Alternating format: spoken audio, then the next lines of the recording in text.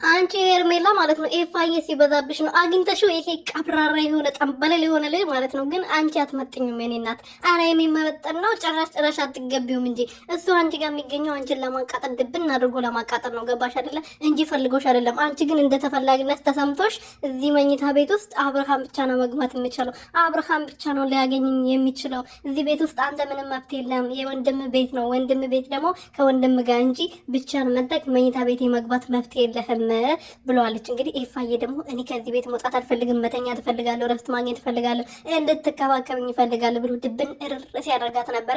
ለማንኛውም ኤፋዬ የኔ ቆንጆ የኔ ጠንበለል የሩትዬ መከታ ወንድም አለሟ እንግዲህ ከሷ ይወጡታል። አታስፈልጋትም።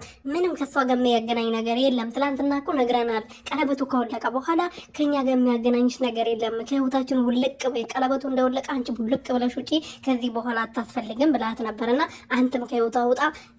ኤርሜላ ጋም አትሄዱ፣ አያስፈልግም። እቺ ውሽማ ቤት ደግሞ ምን ትሰራለች? ለራስሽ ክብር የለሽም። ደግሞ ቤተሰባችን አታስነቅ ትበለሽ። ሌላ ኤፍሬም ሰላም ቤተሰቦች እንዴት ናችሁልኝ? እኔ በጣም ደህና ነኝ፣ እግዚአብሔር ይመስገን። በያላችሁበት ሰላማችሁ በዘት ትርፍርፍ ይበርልኝ። ለዚህ ቻናል አዲስ የሆናችሁ ሰብስክራይብ፣ ሼር፣ ላይክ እያደረጋችሁ ቤተሰብ ሁኑልኝ።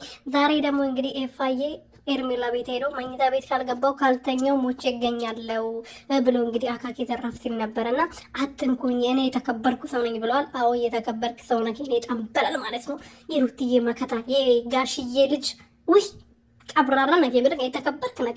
እና የተከበረ ሰው ደግሞ ርካሽ ቦታ ላይ አይገኝም። እና እቺ ደግሞ ርካሽ ነች። ስለዚህ እሷ ጋር መገኘት የለብህም። ገባ አይደለ? ራስን እንዳስከበርክ ራስን እሷ ናት ልትለማመጥ የምገባው። ሲጀመር ጭራሽ አትመጥነም እንጂ እንኳን ልትመጥነ እሷ አንተ የቆምክበት ቦታ ላይ ራሱ መቆም አትችልም ሄርሜላ ማለት ነው። ስለዚህ ከሷ ህይወት ራቅ፣ ከሷ ጋር አንገናኝም ብለህ ነበርና ለማንኛውም ቃልን ጠብቀ ይፋዬ ተው፣ ከሷ ጋር አትመጥነም።